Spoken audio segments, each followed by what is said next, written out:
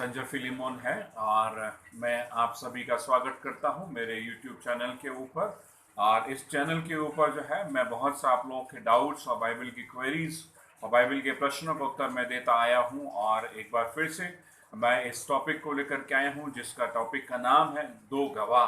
प्रकाशित वाक्य 11वें अध्याय में 1 से लेकर के 14वें तक पदवें तक यदि हम पढ़ते हैं तो वहां पर दो गवाहों के बारे में वर्णन किया गया है। ये दो गवाह कौन होंगे और क्या इनके काम होंगे, ये कब आएंगे और इनके नाम क्या होंगे, इसके बारे में बहुत से लोगों के अंदर डाउट्स हैं, शंकाएं हैं। आज हम उन सारी बातों को जो है हम क्लियर करेंगे और जो भी बातों को मैं बताने जा रहा हूँ वो बाइबल के अंदर से ही बताऊंगा। और जो भी मैं कहूँगा तो बाइबल के एक एक वर्सेस को देख करके मैं प्रमाणित करूंगा। यदि कोई और इन दो गवाहों के बारे में कोई और शिक्षा देता है तो जरूर उनसे पूछें कि ये शिक्षा जो है बाइबल के अनुसार जो है वो तर्क संगत है या नहीं है, या बाइबल के उन पदों को बताएं कि कहाँ पर इस बात का प्रमाणीकरण मिलता है कि ये दो गवाह कौन हैं। तो मैं आपसे जो बातचीत करने जा रहा हूँ वो एक एक बातों को जो है वो मैंने बाइबल से लिया हुआ है और एक एक आपके प्रश्नों का उत्तर जो है वो पदों के द्वारा से देख करके मैं आगे बढ़ूंगा। मैं चाहता हूं कि प्रकाशित वाक्य 11वें अध्याय 1 से लेकर के 14वें पद तक को आप पढ़ लें और पढ़ने के बाद फिर से इसको देखें। और यदि आपको याद है और यदि आपको ये वो बातें मालूम है तो आप इसको कंटिन्यू कर सकते हैं। यदि आप पढ़ लेंगे उसको तो बहुत ही अच्छा आपके लिए होगा इसको समझने में। तो मेरे प्रियो, जो मैं इन बातों को मैं आपके लेकर के आया हूँ और ये एक घटना होगी इसमें परमेश्वर जो है अपने दो गवाहों को भेजेगा। अब ये दो गवाह जो है इस पृथ्वी के ऊपर जो है वो कब आएंगे, ये सवाल ये है कि दो गवाह कब आएंगे। ये दो गवाह जो हैं जब सबसे पहले जब रैप्चर हो जाएगा, रैप्चर के बाद में जो है वो ट्रिबुलेशन पीरियड फर्स्ट हाफ 3.5 साल का और दूसरा हाफ 3.5 साल का होगा। तो ये जो है प्रथम 3.5 साल में जो है ये दो गवाह जो हैंगे यहाँ पर पृथ्वी के ऊपर आएंगे और जो है इस पृथ्वी के ऊपर जो है वो परमेश्वर के कार्यों के जो बारे में उसका सुसमाचार का वर्णन जो है ये दो गवाह करेंगे।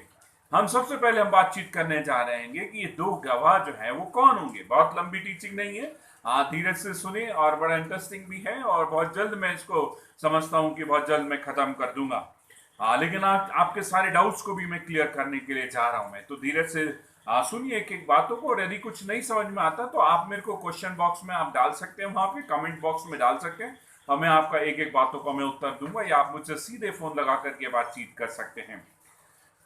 मैं सबसे पहले बातचीत करने जा रहा हूँ ये दो गवाह कौन होंगे। बाइबल के बहुत से अध्ययन जो स्थल हैं, बाइबल की बहुत से भविष्यवक्ताओं की पुस्तकों का अध्ययन करने के द्वारा, बाइबल के विभिन्न पदों का अध्ययन करने के द्वारा जो है हम इस बात पर नतीजे पर पहुंचते हैं कि ये दो गवाह जो हैंगे वो हनोक और एलिया होंगे।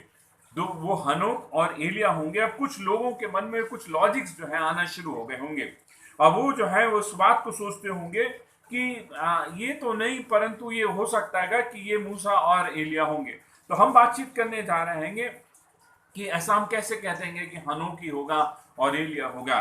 क्या कंफ्यूजन जो हैगा हमारे जो है हनोक के नाम पर ही होता हैगा, और क्योंकि एलिया का नाम जो है मलाकी में साफ साफ दिया हुआ है। मलाकी 4 चैप्टर को यदि हम पढ़ेंगे और उस चैप्टर के ऊपर का जो हम हेडिंग को पढ़ते हैं तो प्रभु के दिन का आगमन, तो यहाँ पर जो है सेकेंड एडवेंट में जो है यीशु मसीह जो है, इस बात को हमको समझना है कि हम इस बात को हम देखें कि 4 चैप्टर जो मलाकी में लिखा हुआ हैगा उसका 4 और उसके 5 में हम देखें कि वहां पर लिखा हैगा कि देखो यहोवा को इस बड़े और भयानक दिन के आने से पहले मैं तुम्हारे पास एलिया नबी को भेजूंगा। क्या लिखा है कि यहोवा के उस बड़े और भयानक दिन के आने के पहले मैं तुम्हारे पास एलिया नबी को भेजूंगा। अब ये प्रभु का दिन का क्या मतलब होता है? The day of the Lord, English में लिखा है डे ऑफ द लॉर्ड। उसका मतलब ये है कि जो परमेश्वर का जो वॉर ऑफ अर्मेगेदोन का जो समय होगा वो डे ऑफ द लॉर्ड कहलाएगा, क्योंकि परमेश्वर जो है उस समय जो है वो अपने इन सारे दंड को, इन सारी बातों को जो है वो पलटों पर लेने के लिए तैयार होगा। यहाँ पर जो मलाकी 4 उसके 5 में लिखा हुआ है कि मैं उस दिन के आने के पहले जो है एलिया नबी को तुम्हारे पास में भेजूंगा। यहाँ पर जो है एलिया के बारे में मलाकी ने बिल्कुल साफ साफ कहा है। यदि मत्ती 11 उसके 14 को पढ़ते हैं तो वहां पर लिखा हुआ है यीशु मसीह यूहन्ना बपतिस्मा देने वाले के विषय में कहते हैं, चाहो तो मानो कि एलिया जो आने वाला था वो यही है। कई लोग मुझसे बातचीत करते हैं और कहते हैं कि आप कहते हैं कि एलिया की बात कर रहे हैं, लेकिन बाइबल में लिखा कि एलिया तो है, वो तो आ चुका है। क्योंकि यहाँ पे मत्ती 11:14 में लिखा है कि एलिया जो आने वाला था वो यही है। इसका क्या मतलब, इस बात को हमको समझना। अभी हम हनोक के बारे में बातचीत करेंगे, अभी हम एलिया के बारे में बातचीत कर रहे हैं। यूहन्ना यदि 1 उसके 21 को हम देखें तो लिखा हुआ है, तब याजकों और लेवियों ने उससे पूछा कि यदि तू मसीह नहीं है तो फिर कौन है? क्या तू एलिया है? किससे बातचीत हो रही है? यूहन्ना बपतिस्मा देने वाले से। वहां पर जो है यूहन्ना 1 उसके 21 में लिखा हुआ है, याजक और लेवी लोग जो है यूहन्ना से पूछा, यूहन्ना बपतिस्मा देने वाले पूछ रहे हैं कि यदि तू मसीह नहीं है तो फिर कौन है? क्या तू एलिया है? तो उसने कहा, नहीं, मैं नहीं हूं। लूका 1 उसके 17 को हम पढ़ने से और अधिक गहराई से हमको इस बात को समझने का मौका मिलेगा कि यूहन्ना बपतिस्मा देने वाला जो है वो आने वाला एलिया नहीं है। वहां पर इस प्रकार से लिखा है कि जब यूहन्ना बपतिस्मा देने वाले का जन्म नहीं हुआ था और उसका डैडी जो था, उसका पिता जो था जकरिया, और मंदिर की सेवकाई में याजक का कार्य करता था, और वहां जाकर के जब उसकी बारी आई तो वहां जाकर के वो वर्शिप करने के लिए वो अंदर जाता, तभी वहां पे जो है उस जकरिया के सामने जो है एक स्वर्गदूत आता है और स्वर्गदूत जो है उससे बातचीत करने लगता है और उसको बातों को बता रहा हैगा। तो वो कहता हैगा, उसकी जन्म की भविष्यवाणी कर रहा हैगा। उसके 17वें पद को पढ़ेंगे तो ये स्वर्गदूत उसको जकरिया को जो है भविष्यवाणी करके बता रहा हैगा, वह एलिया की आत्मा में और सामर्थ में होकर उसके आगे आगे चलेगा। कोई किसके बारे में बातचीत कर रहा है? यूहन्ना बपतिस्मा देने वाले के लिए, कि वह जो है एलिया की आत्मा में और सामर्थ में होकर उसके आगे आगे चलेगा। किसके आगे आगे चलेगा? यीशु मसीह के आगे आगे चलेगा। यीशु मसीह के आगे आगे चलेगा। अतः इससे यह बात साबित हो चुकी है कि यूहन्ना बपतिस्मा देने वाला जो है वो एलिया नबी नहीं था, परंतु एलिया के समान आत्मा और सामर्थ में जो है वो होकर के प्रभु यीशु मसीह के आगे आगे चला कि लोगों के हृदयों को प्रभु की ओर मोड़ दे। फिर से मैं कहता हूं कि यूहन्ना बपतिस्मा देने वाला एलिया के समान आत्मा और सामर्थ में होकर के लोगों के आगे आगे चला कि वह उनके हृदयों को यीशु मसीह के प्रथम आगमन के लिए वहां पर जो है वो तैयार कर सके।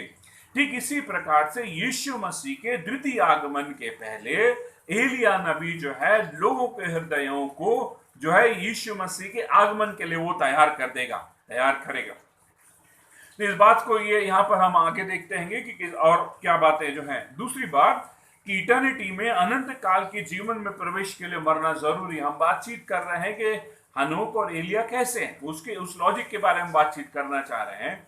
इस बात को समझिए कि हनोक जो है और एलिया जो है वचन में लिखा हुआ है, उत्पत्ति को यदि हम पढ़ेंगे तो वहां पर हनोक में लिखा होगा कि वो परमेश्वर के साथ में चलता था और वह लोप हो गया। एलिया को जो है वो अग्नि में जो रथ आए थे और वो बवंडर में होकर के जो है वो स्वर्ग में उठा लिया गया। अर्थात ये दो मनुष्य जो है वो बिना मरे शारीरिक अवस्था में शरीर के साथ में जो है वो बिना मरे परमेश्वर के पास वो उपस्थित है। अर्थात इस बात को हमको समझना है कि हमको इब्रानियों 9:27 में लिखा हुआ है कि मनुष्य का एक बार मरना और उसके बाद न्याय का होना निश्चित है। तो इस बात को हमको समझना है कि हर एक व्यक्ति जो इस पृथ्वी के ऊपर आया हुआ है उसको एक दिन मरना होगा और मरने के बाद जो है वो इटर्निटी में जा सकता है। बिना मरे जो है कोई इटर्निटी में या अनंत काल के जीवन में नहीं जा सकता। तो ठीक इसी प्रकार से एलिया को और हनोक को जो है आकर के इस पृथ्वी के ऊपर मरना होगा, तभी वो अनंत काल के राज्य में जो है वो वहां पर जो है वो प्रवेश करने पाएंगे। मेरे प्रियो, इस बात को हमको समझना है। यदि हम पहले कुरिन्थियों 15 उसके 50 को यदि हम पढ़ेंगे तो वहां पर लिखा हुआ है कि मांस और लहू परमेश्वर के राज्य के अधिकारी नहीं हो सकते और न नाशवान अविनाशी का अधिकारी हो सकता है। तो इस बात को हमको समझना है कि जब दोनों इस पृथ्वी के ऊपर आएंगे और आकर के मरेंगे तभी जो है वो अनंत जीवन में प्रवेश करें। मांस और लहू का क्या मतलब है? मांस और लहू का कोई सब्सटेंस की बात नहीं हो रही है, परंतु एक जीवित अवस्था का पुरुष जो है, जीवित अवस्था का व्यक्ति जो है, मनुष्य जो है, बिना मरे परमेश्वर के पास में नहीं जा सकता। बिना मरे जो है वो स्वर्ग के अनंत काल में वो प्रवेश नहीं कर सकता।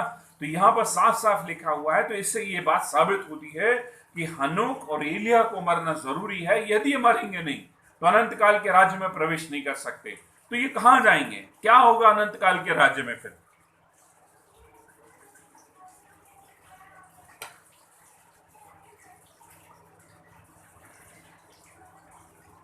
आइए अब हम बातचीत करते हैं कि मूसा के बारे में। बहुत से लोग जो है इस बात को हम समझते हैं और वो कहते हैं कि ये जो हनोक नहीं है परंतु मूसा है, क्योंकि उसको पानी को जो है लहू में बदलने का उसको अधिकार मिला हुआ था और जैसा मिस्र में उसने किया था, अर्थात ये मूसा है। आइए हम इस बारे में बातचीत करेंगे। मैं 2012 में रतलाम फर्स्ट चर्च CNI में जब मैं प्रचार कर रहा था, तो मैंने लोगों से पूछा कि आप बता सकते हैं कि कौन व्यक्ति होंगे।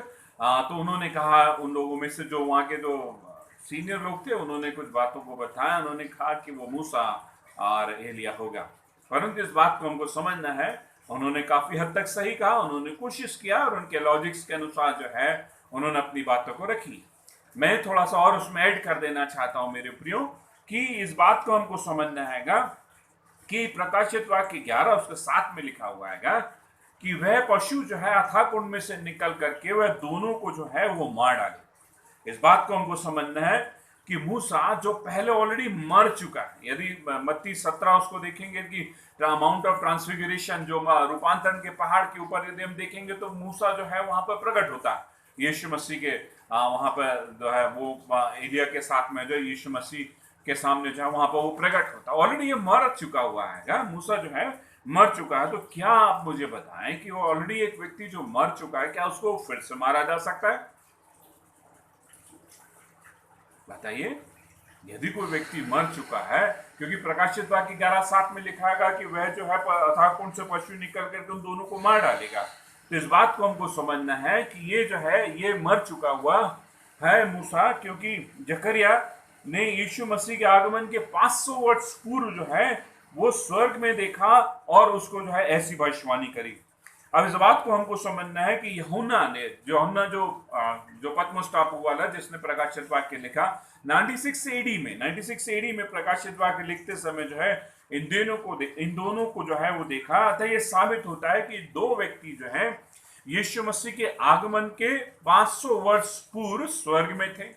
तो यह भी संभावना समाप्त हो जाती है कि ये यूहन्ना बपतिस्मा देने वाला या यूहन्ना प्रकाशित वाक्य वाला या और कोई दूसरे चेले जो है वो नहीं हो सकते, क्योंकि 500 साल पहले ही वो जो है वो जकरिया ने वहां पर उनको स्वर्ग में देखा।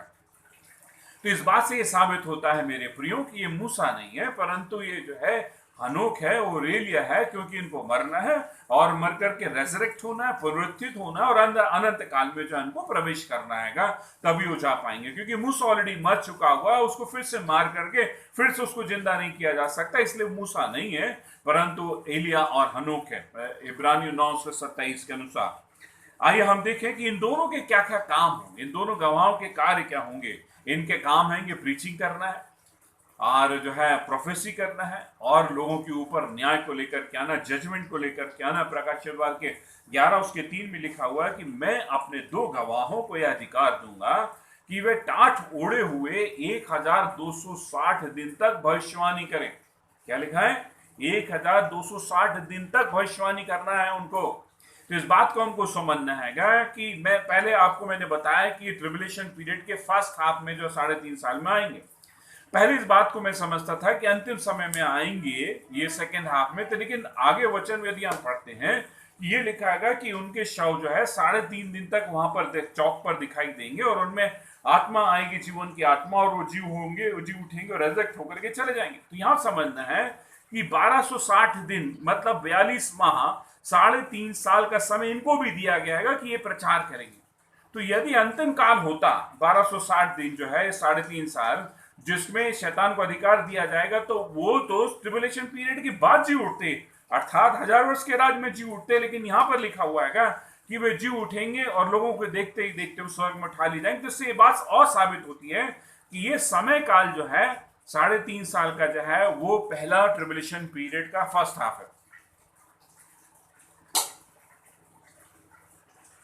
लिखा हुआ है कि वो जो है वो टाट ओढ़े हुए। टाट ओढ़ने का क्या मतलब है? इंग्लिश में सैकक्लॉथ बोलते हैं। सैकक्लॉथ का ये मतलब होता है कि कहना चाहिए कि उदासी, या हम ये कहें कि निराशा, एक दुख की निशानी का जो है वो टाट ओढ़ करके वो भविष्यवाणी करना है।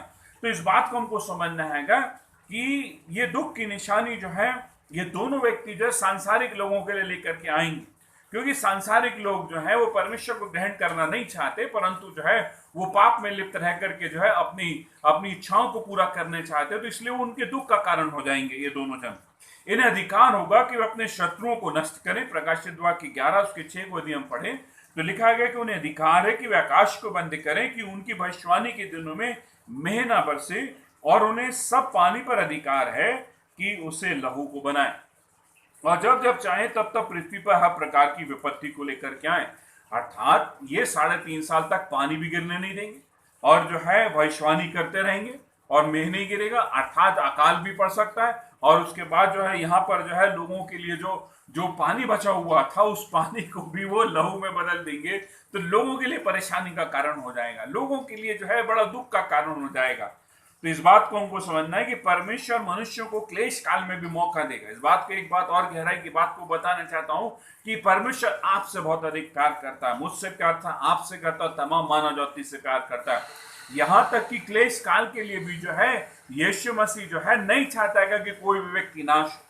तो ये जो दो गवाह जब आएंगे, और ये दो गवाह जब अपनी प्रोफेसी करेंगे, लोगों के ऊपर जजमेंट करेंगे, जब ये दो गवाह जब प्रचार करेंगे तो इतनी भयंकर रिवाइवल आएगी, इतनी तादाद में लोग जो अपना अपना जीवन यीशु मसीह को देंगे कि उनकी गिनती नहीं की जा सकती। और यदि हम देखें प्रकाशित वाक्य 7:9 में लिखा है कि और मैंने इसके बाद दृष्टि की और देखो एक जाति, अर्थात नेशंस, हिंदी में नेशंस को या देशों को जो है जाति ट्रांसलेट किया गया है। तो यहां पर हम देखें कि बहुत से देश, कुल, लोग और भाषा में से एक ऐसी बड़ी भीड़ जिसे कोई गिन नहीं सकता था, श्वेत वस्त्र पहने, अपने हाथों में खजूर की डालियां लिए हुए सिंहासन के सामने और मेमने के सामने खड़ी हुई है। फिर से पढ़ता हूं, प्रकाशित वाक्य 7 उसके 9 में लिखा हुआ है, और मैंने दृष्टि की और देखा कि जाति, वहां पर लिखा गया कि हर एक जाति, देखो हर एक जाति, कुल, लोग और भाषा में से एक ऐसी बड़ी भीड़ जिसको कोई गिन नहीं सकता था, श्वेत वस्त्र पहने, अपने हाथों में खजूर की डालियां लिए हुए सिंहासन के सामने और मेमने के सामने खड़ी हुई हैं। तो ये घटना कब की लिखी हुई है, और इनकी गिनती जो है हम गिन नहीं सकती, इतनी तादाद में हैंगे।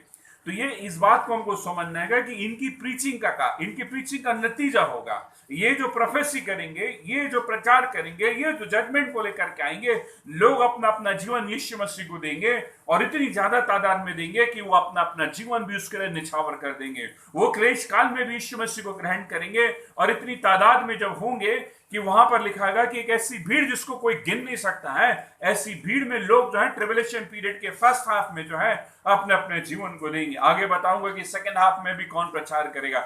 हमको इस बात को समझना है कि ये फर्स्ट हाफ में दोनों प्रचार करेंगे, और बड़ी भयानक और बड़ी बेदारी के साथ में प्रचार करेंगे। बल्कि मैं समझता हूं कि ऐसी बेदारी जो है आएगी जो हमने अभी तक नहीं देखी, और एक ऐसी बड़ी भयानक बेदारी में जो है अपना अपना जीवन लोग जो है उसको दे देंगे।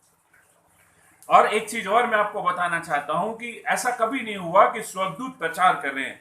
स्वर्गदूत हमेशा मैसेज को लेकर के आए हैं, क्योंकि वो मैसेंजर ऑफ गॉड है, वो परमेश्वर के मैसेज को लेकर के आए हैं। लेकिन ट्रिबुलेशन पीरियड के सेकंड हाफ में जो है परमेश्वर स्वर्गदूतों के द्वारा जो है वो प्रचार कर, क्योंकि फर्स्ट हाफ में तो ये दो गवाह जो है आकर के वो चले जाएंगे, आगे बताएंगे हम क्या होगा, कैसे होगा उनके साथ में। तो सेकंड हाफ में जो है अंतिम 3.5 काल में जो है स्वर्गदूत के द्वारा भी जो है वो परमेश्वर जो है वो प्रचार का काम करेगा। प्रकाशित वाक्य 14 उसके 6 से 10 में लिखा हुआ है कि फिर मैंने एक और स्वर्गदूत को आकाश के बीच उड़ते हुए देखा, जिसके पास पृथ्वी के रहने वालों की हर एक जाति, मतलब देश के, नेशंस और कुल और भाषा और लोगों को सुनाने के लिए सनातन सुसमाचार था। उसने बड़े शब्द से कहा, परमेश्वर से डरो और उसकी महिमा करो, क्योंकि उसके न्याय करने का समय आ पहुंच चुका है। क्या बोल रहा है यहाँ पर? वो है उस स्वर्गदूत के हाथ में जो है हर जाति, कुल और भाषा लोगों को सुनाने के लिए सनातन सुसमाचार जो था, और उसने बड़े शब्द से कहा, परमेश्वर से डरो और उसकी महिमा करो, क्योंकि उसके न्याय करने का समय आ पहुंचा। यदि प्रकाशित वाक्य 6 उसके 9 से 10 में देखेंगे, वहां पर लिखा हुआ है कि वहां पर जो है तमाम वे लोग जो है वो क्लेश काल में जो काटे गए थे, और वो जो है वहां उनकी प्राणों को वेदी के नीचे वहां पर यूहन्ना देखता है, और वो जो है और वो कहते हैं कि हे प्रभु कब तक तू हमारे लहू का बदला जो है पृथ्वी के लोगों से तू नहीं लेगा, पलटा नहीं लेगा। तब उन्हें कहा गया कि जब तक कि तुम्हारे संगी भाइयों की गिनती पूरी ना हो जाए तब तक ये श्वेत वस्त्र लो और विश्राम करो, इंतजार करो। अर्थात उसका ये मतलब है कि ना केवल फर्स्ट हाफ में, सेकंड हाफ में भी जो है लोग अपना जीवन यीशु मसीह को देंगे और उनकी गिनतियां जो है, जिसके बारे में लिखा हुआ प्रकाशित वाक्य 6:9 उसके 10 में लिखा हुआ, 6वां अध्याय 9 से 10 में लिखा हुआ, वहां पर जो है किस प्रकार से उनकी गिनतियां जो है वो पूरी होने के लिए लिखा है। अब हम आते हैं, हम देखते हैं कि इनके और क्या काम है। इनका काम है प्रचार करना, न्याय को लेकर आना और दंड को लेकर के आना पृथ्वी के ऊपर। ये दोनों जो है पृथ्वी के ऊपर आने वाले दंड के बारे में चेतावनी देंगे। वो लोगों को आगाह करेंगे कि किस प्रकार से जो है वो परमेश्वर का दंड जो है वो आने वाला है। विपत्ति ला करके लोगों को चेतावनी देंगे। उन्हें अधिकार होगा कि अपने बैरियों को जो है अपने मुंह की आग से जो है वो नष्ट कर डालेंगे। उनके पास में इतनी सुपर पावर्स होंगी कि अपने मुंह से फूकेंगे और आग निकलेगी और जो है उनके एनिमीज जो हैंगे वो मारे जाएंगे। उनको अधिकार होगा कि आकाश को बंद कर देंगे और जो है वो पानी नहीं बरसेगा और लहू को जो है, जैसा मैंने आपको पहले बताया, बचे हुए पानी को जो है वो लहू में बदल देंगे। जैसे ही ये दोनों गवाह जो है यीशु मसीह की गवाही का प्रचार कर चुकेंगे तो वह पशु अथाह कुंड से निकलकर उनसे लड़कर उन्हें जीतेगा और उन्हें मार डालेगा। कहां से निकल रहा है पशु? अथाह कुंड से, बॉटमलेस पिट में से, जिसका कोई बेस नहीं है। यहां से एक डेमोनिक एंजल जो होगा वो निकलेगा, जिसको एंटी क्राइस्ट इस्तेमाल करेगा और जो है इन दोनों गवाहों को मार डालने के लिए वो प्रेरित करेगा और उन दोनों गवाहों को मार डालेगा। एंटी क्राइस्ट नहीं मारेगा, फॉल्स प्रॉफिट नहीं मारेगा, लेकिन अथाह कुंड में से निकल करके जो है वह पशु अर्थात वो डिमोनिक एंजेलिक बीइंग जो है वो आकर के जो है उसको मारेगा और उनके शव जो है यरूशलेम के नगर के चौक में 3.5 दिन तक पड़े रहेंगे, जो आत्मिक रूप से सदोम और मिस्र कहलाता है। 3.5 दिन तक इनके शव जो है वहां पर जो है वो पड़े रहेंगे। यहाँ पे सदोम और मिस्र कहलाता है, उसका क्या मतलब है? इस बात को बड़ी गंभीरता से समझिए कि आज जो है LGBT ग्रुप, आज जो है होमोसेक्सुअलिटी, आज जो है सेम सेक्स मैरिजेस, आज जो है इस तरह के तमाम पाप की संख्या जो है बढ़ती जा रही है। मेरे पास अभी याद नहीं मुझे कि कितने ही कंट्रीज में जो है सेम सेक्स मैरिज को और इन सारी चीज़ों को उन्होंने मान्यता दे दी है। ये सारी चीज़ें जो हैं उस समय यरूशलेम हेडक्वार्टर होगा। यरूशलेम जो है हेडक्वार्टर हो जाएगा इतना अधिक जो है ट्रिब्यूलेशन पीरियड के अंदर। यदि मैं न्यूज़ की मैं बात करूं तो मैंने इजराइल के अंदर, यरूशलेम के अंदर भी इनके प्रदर्शनों को और इनके प्रोसेशन को मैंने न्यूज़ में देखा है। आप चाहें तो उसको गूगल करें और देखें इनके बारे में कि कितना ज़्यादा स्प्रेड हो रहा है। तो इस बात को हमको समझना है कि प्रकाशित वाक्य 11 में किस प्रकार से लिखा हुआ है वो घटनाएं जो है मेरे और आपके सामने होती जा रही हैं। इस बात को हमको समझना है। आइए हम देखें, और ये जो है इनका हेडक्वार्टर होगा और जो है ये लोग जो है इसलिए नाराज हो जाएंगे और उनको जो है मार डालेंगे क्योंकि इनका प्रचार जो है उनको पसंद नहीं आएगा, क्योंकि उनकी आज़ादी, उनकी शारीरिक इच्छाओं को पूरा करने से वो मना करेंगे और रोकेंगे और जो है उनको पसंद नहीं करेंगे और वो जो है वो खरा मैसेज और न्याय को जो है वो नहीं सुन सकेंगे। मेरे प्रियो, आज सचमुच में जो है इस प्रकार की समय जो हमारे सामने भी है। आज हम जो खरा मैसेज और जजमेंट की बातें जो हमें पसंद नहीं आती, परंतु हमें प्रॉस्पेरिटी की, ब्लेसिंग के मैसेज हमको सुनना पसंद आते हैं। लेकिन वो मैसेज जो हमको काटता और छांटता और हमको बताता है कि हम पापी हैं, हम उसको सुनना नहीं चाहते। आज चर्चेस के अंदर ऐसे मैसेजेस की कमी है।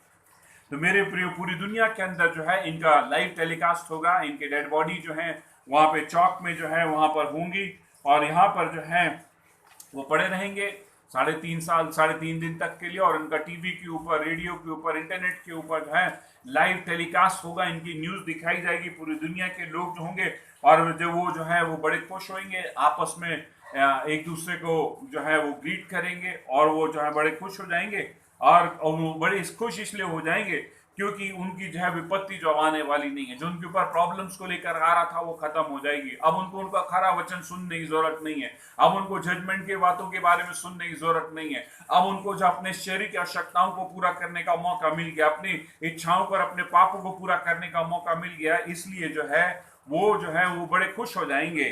और जो है उन लोगों ने देखा कि जिन लोगों ने हमें सताया था और ये लोग जो है वो मारे गए हैं, तो इस प्रकार से वो बड़े खुश हो जाएंगे। लेकिन एक बड़ी घटना जो है इन लोगों के लिए शॉकिंग हो जाएगी, और ये घटना जो है इन लोगों के लिए जो है बड़ी डरावनी होगी, क्योंकि 3.5 दिन के होने के तुरंत बाद ही जो है एक परमेश्वर की ओर से जो है जीवन की आत्मा, जीवन की श्वास जो है उसके अंदर फूकी जाएगी, और वो लोग जो है वो जी उठेंगे, अर्थात रेजरेक्ट हो जाएंगे, अर्थात वो पुनरुत्थान को प्राप्त करेंगे। अब पुनरुत्थान को प्राप्त करने के बाद जो है उनके देखते ही देखते वे स्वर्ग में जो है वो चढ़ जाएंगे, स्वर्ग में जो है वो वहां पर उठा लिए जाएंगे और अनंत काल के जीवन में वो प्रवेश करेंगे। जो उनको मरना था और मरे नहीं थे, हनोक और एलिया, वो आएंगे, मरेंगे और मरने के बाद रेजरेक्ट हो जाएंगे, और रेजरेक्ट होने के बाद में जो परमेश्वर पिता के पास में वहां पर चले जाएंगे, और बादलों पर सवार होकर के जो है उनका पुनरुत्थान हो जाएगा। बस 2 मिनट और मैं समाप्त करने पर हूं मेरे प्रियो।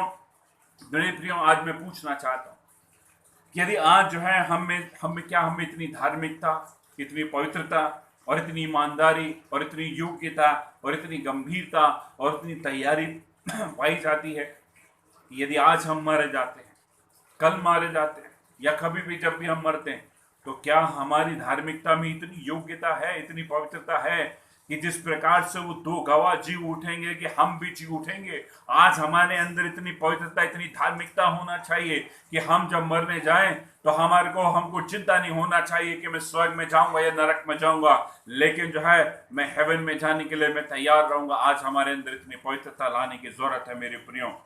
और यदि हम अपने जीवन को यीशु मसीह के लिए तैयार नहीं करते हैं मेरे प्रियो, तो आप जो है, यदि रैप्चर होता है तो आप रैप्चर में छूट जाएंगे, और ट्रिबुलेशन पीरियड के लिए जो है आप इस पृथ्वी के ऊपर पाए जाएंगे, जहाँ पे दंड, क्लेश और शैतान और अंधकार और तमाम प्रकार की पीड़ाओं की बातें होंगी मेरे प्रियो। अभी मेरे प्रियो, हमको जो है प्रतिदिन परमेश्वर पिता के साथ में जो है वो संगति करने की जरूरत है। आज हमको स्वर्ग में प्रवेश करने के लिए उद्धार लेने की जरूरत है। यदि हम उसको मुक्तिदाता उद्धार करता ग्रहण करते तो हमारे लिए स्वर्ग में जाने का रास्ता तैयार होता है। ना केवल मुक्तिदाता ग्रहण करने की जरूरत है, परंतु प्रतिदिन हमको परमेश्वर के साथ में क्वालिटी टाइम बिताने की जरूरत है, और उसके साथ संगति करने की जरूरत है। मेरे पास में कितने लोगों के फोन कॉल्स आते हैं, और वो दुष्टात्मों को मैं निकालता, और दुष्टात्मा फिर से उनके अंदर आती हूँ। वो कहते हैं ऐसा क्यों होता है कि फिर आती है? मैं कहता हूँ कि वो जो है दुष्टात्मा इसलिए आती है क्योंकि आपके अंदर वो पाप को पाती है। जिस दिन वो पाप को पाएगी वो आपके अंदर आएगी। यदि आपके अंदर पाप नहीं पाया जाएगा तो दुष्टात्मा नहीं आएगी। मेरे प्रियो, हमको इतनी धार्मिकता ऊंची करनी है कि हमारे अंदर दुष्टात्मा घुसने की फिर कोशिश ना कर सके, क्योंकि वो आसपास घूमती है और वो जो रास्ते को देखती है, किसने पाप किया, समझौता किया, और उसके अंदर वो आकर के वास करे। लेकिन मेरे प्रियो, यदि मेरी और आपकी संगति परमेश्वर के साथ में प्रतिदिन की होगी, यदि मेरा और आपका उद्धार का जीवन होगा, यदि मेरे अंदर पवित्र आत्मा की सामर्थ होगी, यदि आपके अंदर पवित्र आत्मा की सामर्थ होगी, मेरे प्रियो, शैतान का दुष्टात्मा शक्ति आपके अंदर प्रवेश नहीं करेगी, लेकिन परमेश्वर के उद्धार की आत्मा आपके अंदर रहेगी, लेकिन परमेश्वर की सामर्थ आपके अंदर रहेगी।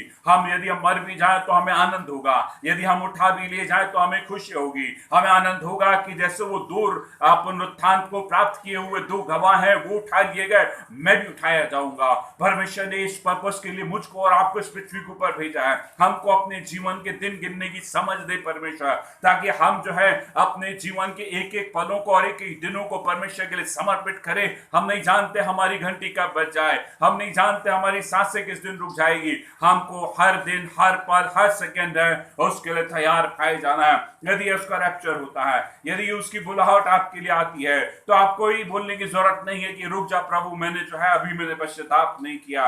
बहुत से लोग हैं जिनको दोबारा मौका मिला, लेकिन बहुत से लोग ऐसे भी हैं जिन्हें एक मौका भी नहीं मिला कि वो दोबारा जो है इस बारे में पश्चाताप कर सके। मैं नहीं जानता कि आपके लिए कौन सी बातें रखी हुई है, मैं इतना जानता हूं, यदि आज आपसे वचन ने बातचीत किया है, यदि आज जो है वचन आपसे कह रहा है, यदि पवित्र आत्मा आपके मन को उस बात को डाल रहा है, तो आप अपने मन को कठोर ना करें, क्योंकि परमेश्वर कहता है उद्धार का दिन आज है। मेरे प्रियो, परमेश्वर को अपना मुक्तिदाता उद्धार करने की जरूरत है, तब जाकर के जो है हम जो है परमेश्वर के उस गोल को हम पूरा करने पाएंगे। मेरे प्रियो, यदि मेरे प्रियो आप कहते हैं कि मेरे प्रोफेशन के कारण से जो है मुझको समय नहीं मिल पाता, मेरा काम ऐसा है, मैं इतने बड़े पद के ऊपर हूं और मैं आता हूं रात में थक जाता हूं, सुबह में जल्दी चले जाता हूं। लेकिन यदि आप जो इन सारी आशीषों को प्राप्त करने के बाद यदि आप परमेश्वर के साथ मुलाकात करना भूल गए तो आप बहुत बड़ी बड़ी चीज को मिस कर जाएंगे। आप परमेश्वर को मिस करने जा रहे हैं, और जो परमेश्वर को मिस करेगा वो रैप्चर को मिस करेगा। जो परमेश्वर को मिस करेगा वो अनंत काल के जीवन को मिस करेगा। हमको परमेश्वर ने आशीष से दिए हैं, प्रोफेशंस को दिए हैं, नौकरी को दिए हैं, जॉब्स को दिए हैं और हमारे लिए व्यवसाय को दिए हैं। लेकिन हमको इन सब चीजों के कारण अपने संबंध को परमेश्वर से अलग नहीं परंतु और अधिक जोड़ने की जरूरत है। मेरे प्रियो आइए, मेरे प्रियो आइए, हम अपना अपना समर्पण कर दें और हम जो है समर्पण करें कि किस प्रकार से जो है वो परमेश्वर जो है हमारा पवित्र परमेश्वर, हमको बुलाने वाला परमेश्वर जो है वो पवित्र है।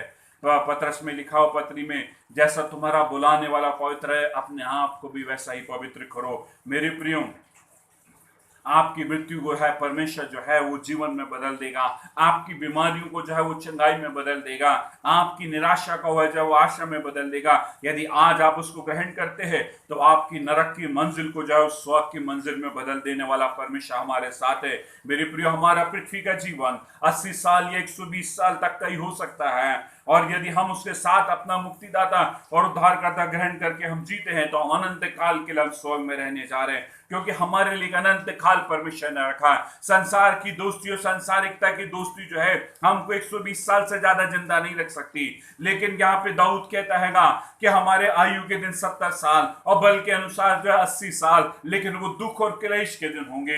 मेरे प्रियो, यदि हम आज मरते हैं तो हम उसके साथ में अनंत काल के लिए हम जिएंगे। हम ये 70 साल 80 साल और 120 साल के अपने लिए जो है अपने जीवन को क्यों नष्ट कर दे, अपने अनंत काल के जीवन को। हमारे लिए अनंत काल का जीवन रखा हुआ है। जो यीशु मसीह को ग्रहण करेगा, चाहे आप किसी भी समूह से आते हो, किसी भी क्षेत्र से क्यों ना आते हो, किसी भी रूप में क्यों ना हो, लेकिन परमेश्वर आपसे प्यार करता है। यदि आज आप उसको ग्रहण करते हैं, यीशु मसीह बोलता है मैं उसको अपनी संतान होने का अधिकार दूंगा, अपने साथ मेज पर बैठाऊंगा। मेरे प्रियो, आज मुझसे और आपसे इतना प्यार करता है। आज हमने छोटी सी शिक्षा को हमने सीखा, आइए हम अपने अपने जीवन को उसको दें। यदि आप अपना जीवन उसको देना चाहते हैं, यदि आप उन दो गवाहों के जैसे स्वर्ग में उठा लिए जाना चाहते हैं, तो मेरे पीछे छोटी सी गवाह प्रार्थना को हम करें और कहें मेरे पीछे पीछे, जैसा मैं कहता हूं उसको दोहराएं। बोलिए, प्रभु यीशु मसीह, मैं आपको अपना मुक्तिदाता और उद्धारकर्ता ग्रहण करता हूं। मेरे पापों को क्षमा कीजिए। जितने भी लोगों ने मेरे साथ बुरा किया है, मैं उन सभी लोगों को क्षमा करता हूँ। मैं अपने संबंधों को शैतानी शक्तियों से अलग कर लेता हूँ। मेरे जीवन का अधिकार प्रभु यीशु मसीह केवल आपका है। पवित्र आत्मा मेरे अंदर आइए, मेरा मार्गदर्शन कीजिए और मुझे सिखाइए, यीशु के नाम से, आमीन। मेरे प्रियो, उस मैसेज को आपने सुना, आप सभी का धन्यवाद। आने वाले समय में जो है और शिक्षाओं को मैं लेकर के आऊँगा और मैं ये चाहता हूँ कि यदि आपके अंदर कुछ क्वेरीज हैं तो उस कमेंट बॉक्स में भी दे सकते हैं, और नहीं है तो आप मुझे फ़ोन कर सकते हैं, SMS कर सकते हैं और अपनी जो शिक्षाएं आप सीखना चाहते हैं, जिन बातों के बारे में आप जानना चाहते हैं कि उन शिक्षाओं को हम लेकर के YouTube के ऊपर आए, तो ज़रूर आप मुझे बताएं। और जिन लोगों को चंगाई की प्रार्थना कराना है, और मैं YouTube के ऊपर बहुत जल्द जो है वो चंगाई की प्रार्थना को भी अपलोड करने के लिए चाह रहा हूँ, आप उस प्रार्थना को जो है आप सुन सकते हैं और लाभ को प्राप्त कर सकते हैं। वो अलग से भी दूंगा। और अभी मैं आपके लिए तमाम लोग जो बीमार हैं, किसी प्रकार की कोई तकलीफ में है, उनके लिए भी मैं प्रार्थना करने के लिए मैं जा रहा हूँ। मेरे खुदान भविष्यों से आपके सामर्थी नाम में पहुंचे कि लोगों के लिए मैं प्रार्थना करता हूँ। लॉर्ड मास्टर और प्रभु जी, अपने हाथ को स्क्रीन की तरफ बढ़ाएं ताकि सामर्थ आपके अंदर आने पाए। मेरे खुदान भविष्यों से कि लोग, मेरे खुदान भविष्यों से जो भी प्रभु जी इस शिक्षा को देख रहे हैं, लॉर्ड मास्टर और प्रभु जी, आपकी सामर्थ को हम भेजते हैं। लॉर्ड मास्टर और हर एक प्रकार के प्रभु जी इनके दर्द तकलीफों को यीशु के नाम से डांटता और दूर करता। हर एक प्रकार के गठिया वात, अर्थाइटिस के खानों को, हर एक प्रकार की हड्डियों के दर्द घुटनों के दर्द और स्पाइन के दर्द प्रभु जी यीशु के नाम से निकल के जाने पाए। हर एक प्रकार का बीपी, शुगर की प्रॉब्लम, किडनी के प्रॉब्लम यीशु के नाम से दूर होने पाए। किडनियां जो काम नहीं कर पा रही हैं, किडनियां जो है पूरी रीति से काम नहीं कर पा रही हैं, कुछ आधी रीति से काम कर रही है, यीशु के नाम से किडनियां में तुमको बोलता काम करना शुरू करो।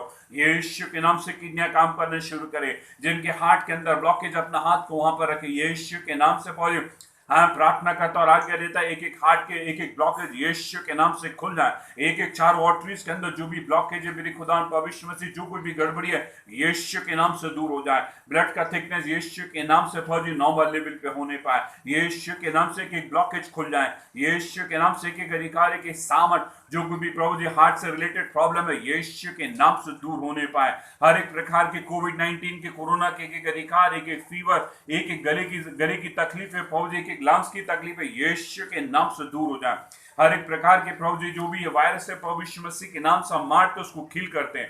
तमाम लोग जिस प्रोफेशन में जुड़े हुए हैं, मेडिकल प्रोफेशन में जुड़े हुए अपनी सेवाओं को दे रहे, मैं उनके लिए प्रार्थना करता हूँ। बहुतों की प्रार्थना निवेदन आते हैं मेरे पास। इन सारे जो मेडिकल प्रोफेशन में उन लोगों के लिए प्रार्थना करता हूँ प्रभु यीशु मसीह के नाम से, वो प्रभु जी कोरोना वायरस उनके ऊपर से दूर होने पाए। यीशु के नाम से हर एक जन के ऊपर से कोरोना की मृत्यु दूर हो जाए। लॉर्ड मास्टर गॉड, प्रभु जी जिन बातों के लिए प्रभु जी जो मैंने नहीं कहा, प्रभु जी यदि और भी कोई प्रॉब्लम है, आंखों की समस्याएं हैं प्रभु जी, और भी मेरी खुदा पर श्रद्धा प्रभु जी पैरालिसिस की बातें हैं, यीशु के नाम से दूर हो जाए। एक एक पैरालिसिस यीशु के नाम से ठीक होने पाए। आंखों की समस्या यीशु के नाम से ठीक होने पाए। कानों से कम सुनाई देता यीशु के नाम से कान सुनने पाए।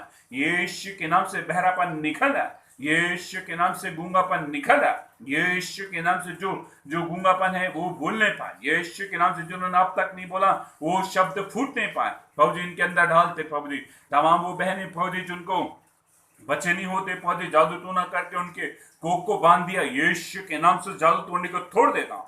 यीशु अपने पेट को नाभि के ऊपर रखे। यीशु के नाम से इन बहनों के लिए प्रार्थना करता है। यीशु के नाम से पहुंचे एक एक बंधन टूट जाए। एक एक जादू टोना फौजी इनके यूट्रस के ऊपर, प्लेजेंटा के ऊपर, मेरे खुदा फौजी ओवरी के ऊपर, फिलिपिन ट्यूब के ऊपर, जहां कहीं भी जादू टोना किया यीशु के नाम से तोड़ देता है। एक एक बंधनों को वो फलवंत होने पाए। यीशु के नाम से बांझपन की दुष्ट आत्माएं निकल जाए।